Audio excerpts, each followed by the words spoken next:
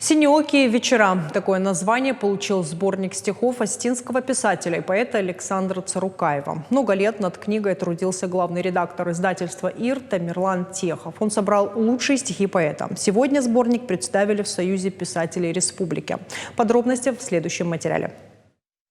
Тамерлан Техов много лет трудился над сборником стихов Александра Царукаева. И сегодня книга под названием «Синеокие вечера», в которой собраны лучшие произведения поэта, была представлена в Союзе писателей республики. Я сам в свое время писал кандидатскую диссертацию по творчеству Александра Царукаева. И вот с тех пор собираю его творчество, пропагандирую его творчество.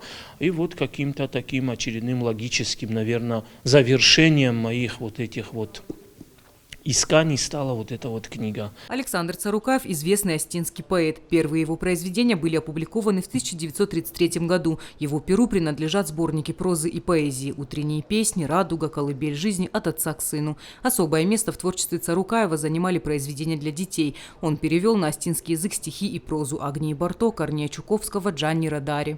Он относится к тем поэтам, которые в свое время были не признаны.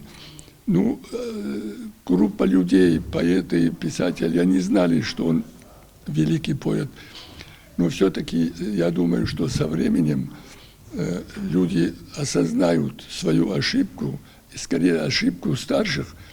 И эта книга займет, и не только эта книга, все его произведения займут особое место в остинской литературе. Вышла книга «Синеокие вечера» совсем недавно в количестве 300 экземпляров. В сборник вошли лучшие стихи поэта о любви к своей малой родине – Северной Осетии.